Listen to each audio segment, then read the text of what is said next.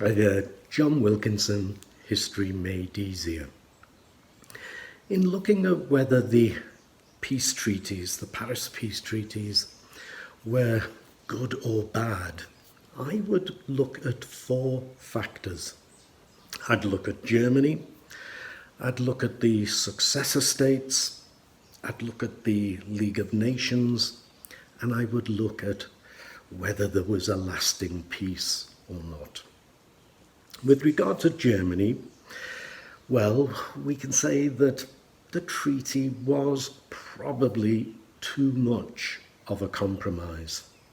Though we could note that the French were not allowed to have their way and have Germany broken up into smaller states. So Germany did survive. With regard to the successor states, well, Poland was put back on the map, the Baltic states too, Latvia, Lithuania, Estonia. But the Polish corridor was always going to be like a red rag to a bull as far as the Germans were concerned.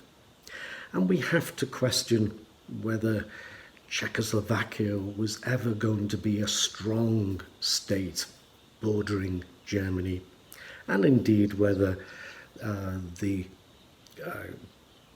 recreation of Austria and Hungary left them as viable states, really. So the successor states, and if we look at the League of Nations, a great idea, a noble idea. But should Russia and the defeated states not have been invited to join as members right at the beginning? Wouldn't that have made it stronger? Or was the League really made weak by the absence of America and by the actions of Britain and France? Was the League let down? And then we have the issue of whether there was a lasting peace. And I'm not going to go to the obvious. We had World War II. That's too easy.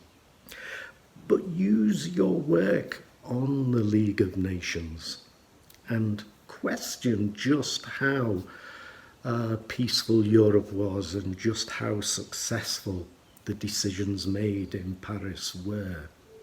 We had the Vilna incident, even though Poland was a big winner in the peace treaties. We had the incident on the Greek-Albanian border, and that leads to Mussolini invading and occupying Corfu. We had the clash between the Greeks and the Bulgarians on their border. And remember, these borders were drawn by the Paris peace treaties.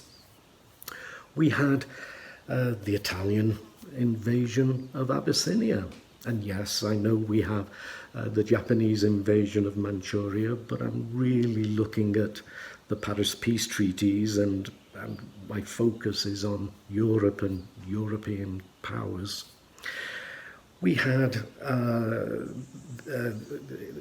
Italian and German involvement in the Spanish Civil War too.